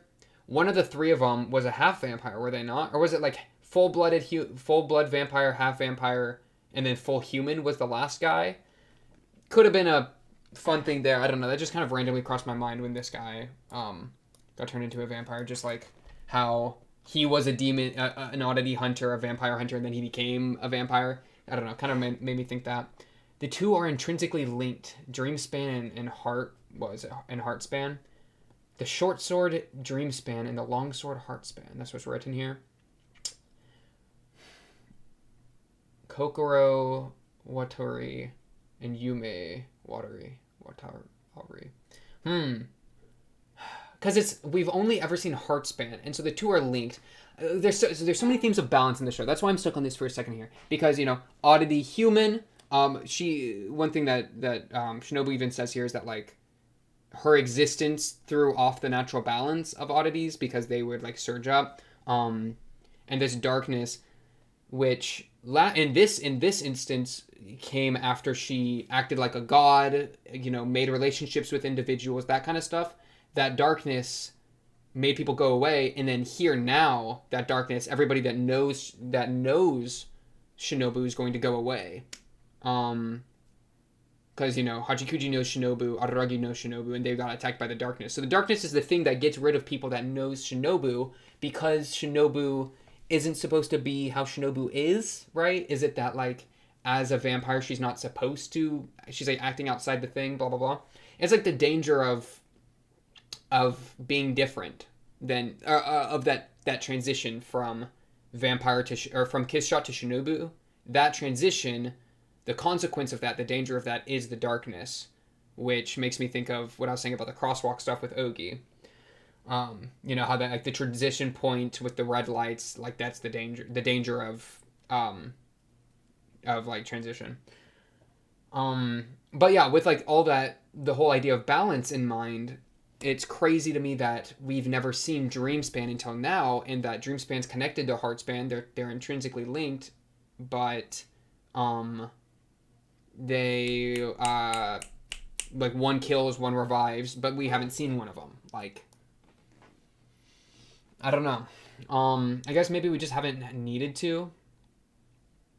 What were those last words here? This part was so good. Yeah, when it said she couldn't hit it off with humans as a god or a vampire.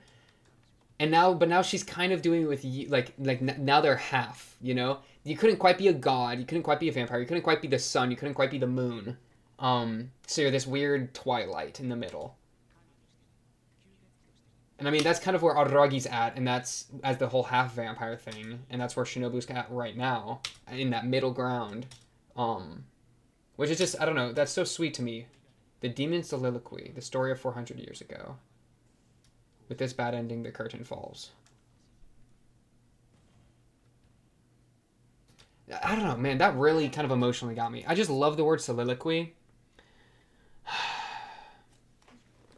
Yeah.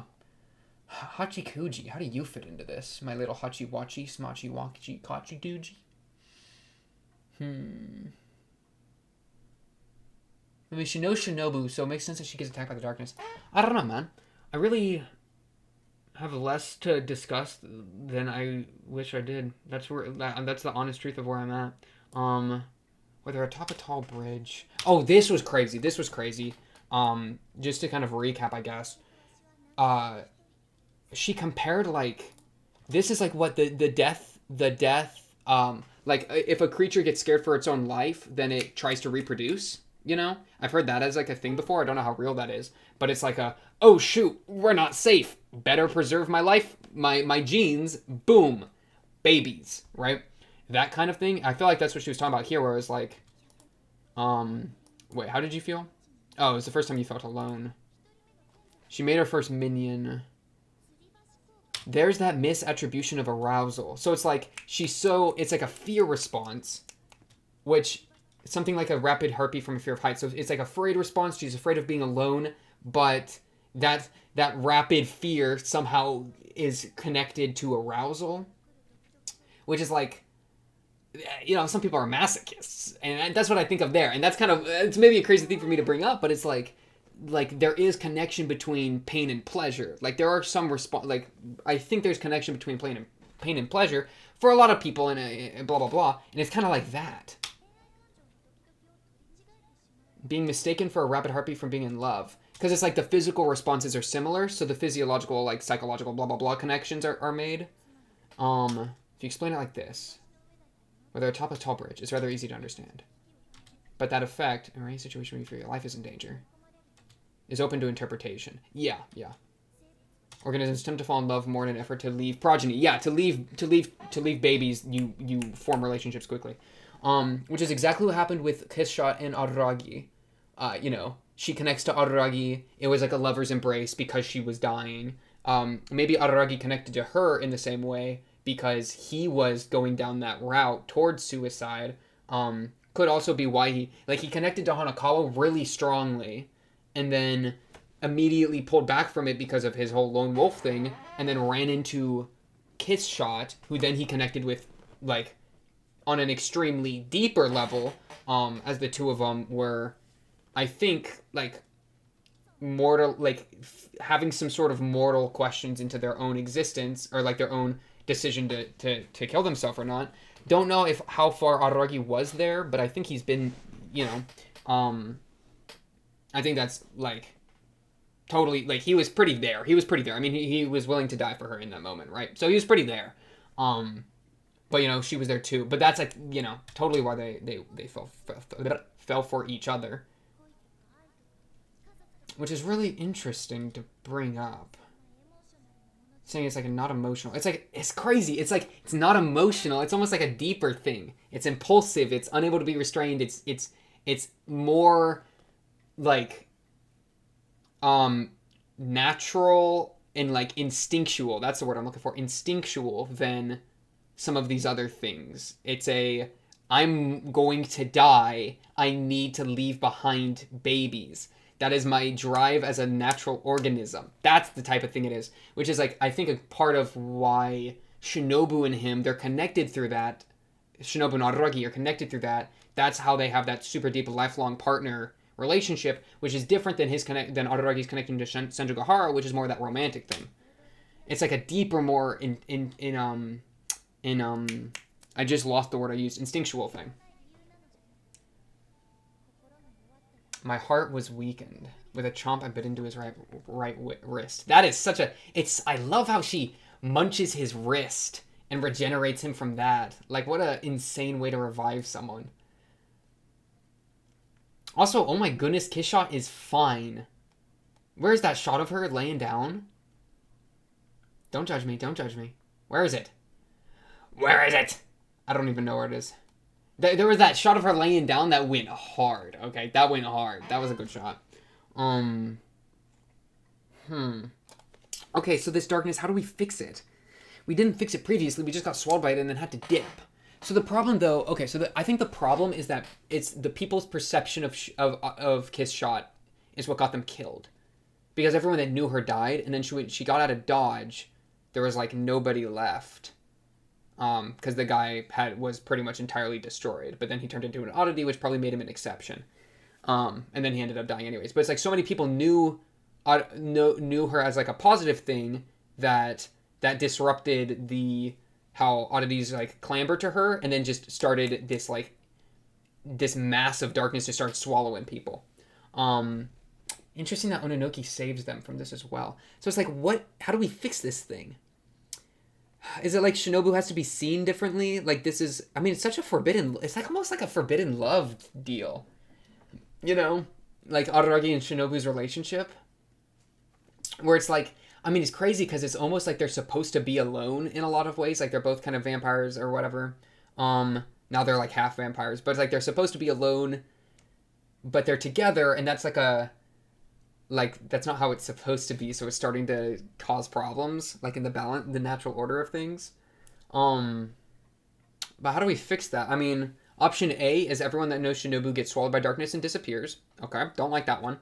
Option B... Shinobu leaves? I mean, maybe if we can just like kind of put Shinobu in the past and forget about Shinobu and not have to deal with Shinobu anymore, then that would be something to get rid of that. Let me look. I'm gonna pull up the comments real quick. Boom. At this updated timeline here. So, okay. So we're at Shinobu time after Kabuki. So next is Tsubasa Tiger. Wow, Tsubasa Tiger's next. Then, okay, so Shinobu is in Otori Monogatari because that's the Sengoku one. She's all over that, so she's fine. She's not gonna die or anything in this arc. And neither is Araragi or like anyone significant, you know. So Tsubasa Tiger, yeah, Araragi's fine in Tsubasa Tiger. He shows up in the nick of time, just save the day, and he has the sword too, doesn't he? Maybe he even gets the sword from something that happens here in Shinobu time. Like at the very end, maybe it'll transition cleanly into Tsubasa Tiger. So we do solve this, and it's not like Shinobu leaves or Araragi leaves or a bunch of people, something crazy happens, because we're like going right into to Otori. It's just weird because this thing's like a culmination of like negative mass. I mean, can we just spend it somehow, like form it into an oddity and then get rid of it? I mean, maybe that's what Ogi's doing, where there's this mass that's appeared that's supposed to form into oddities, but instead, like, it's just going to culminate into darkness and get rid of people. So maybe part of Ogi's job, or part of Ogi's desires, is to form oddities, or at least cause oddities to be dealt with to, like, kickstart the natural balance. But she's not forming oddities, she's just pointing people at them. Right? She didn't make Numachi or make Numachi happen. She just made Kamadu deal with Numachi. While with Sengoku, though, she did make Sengoku happen. When is the Sengoku thing? It's after Tsubasa Tiger. So we deal with this probably before Tsubasa Tiger. I mean, maybe we deal with this after Tsubasa Tiger because we only see Araragi show up there at the very end. So he could still be dealing with the darkness during Tsubasa Tiger. Because my idea is, what if... Well, no. Because I was thinking, what if the spirits somehow, this like darkness thing somehow is what made Sengoku so strong? I don't think so though, because like they'd be like, there's enough natural energy around that's how she ascends to godhood, that she like tapped into that somehow. But it really just came from her own delusions, I'm thinking. I mean, it could kind of be part of that a little bit because they did, that was kind of a thing, but I don't know. Because we've talked about how how Shinobu attracts spirits, right? The shrine that Sengoku did all her stuff at was a place of congregation for the spirits. But it's like, that's kind of even a counteraction to this, right? Because she was saying in the episode that the oddities were, like, it wasn't doing its thing as it was supposed to, and then the darkness showed up. Right. Let me look. Everyone disappeared. Took it out. Oh, there's that shot of her. Dang, kiss shot. Woo! Okay. Right here. I shouldn't stay in one location for an extended period of time. Has she just been here too long in Japan? Is that why it's showing up, as opposed to like this connection stuff I've been talking about? It's just literally she's here too long.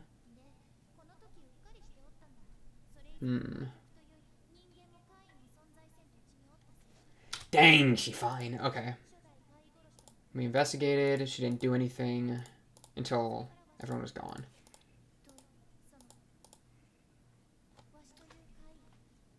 Oddity noticed me. The problem was my existence as a vampire. The existence of Kiss Shot, Asura, Orion, Hard Underblade as an oddity gathers oddities. This is true statement. So they were gathered, right? Which destroys the ecosystem, which got this killed. But she didn't realize that this was connected, right? Because the darkness appeared. The darkness was really what it was, right? Instead of forming as oddities, it formed as the darkness and started swallowing people.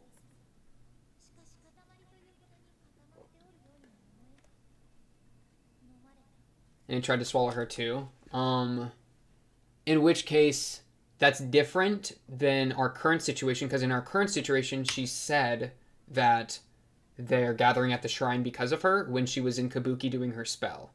And I know the spell was kind of BS, but like, I don't think she was lying about the spirits arriving, right? That was probably legit. Was it though? I don't know. Maybe not. Because I'm thinking here, like, the oddity, wasn't it that the darkness showed up because the oddity, like, that's the result of the natural balance being disrupted that she causes by having oddities show up. But in our case, the darkness showed up, but also there was that congregation. Though it didn't really necessarily form into oddities because it was just negative energy. So no, yeah, it's probably just kind of the same thing here. This is really going into like the kind of like, wait, what does it say? I didn't want to run. I didn't run away. I didn't run away. I've never run away from anything. Run away? Call Numachi up? Call the other person that talked about it up? People are screaming at me that I forgot who it was, but that's okay. I'll read some of the old comments in between next episode and this episode. Never came chasing after me, but it chased after Shinobu and Araragi and Hachikuchi.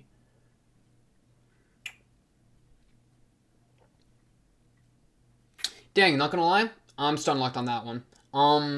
I think that's all I really have to say on this episode. I'm gonna have to think about a lot of this stuff that's happening here, especially with the darkness, because I think I understand like more or less, more than less of the darkness and like what it is in the story, but I don't necessarily understand like the thematic fallout of it, right? The thematic consequence of this darkness and how it's swallowing people.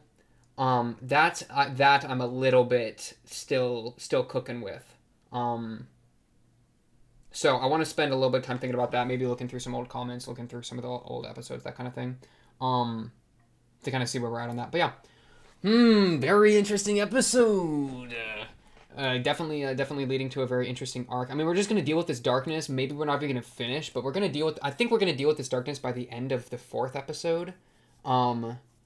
Because Shinobu's still around next arc, the next chronological arc of Tsubasa Tiger.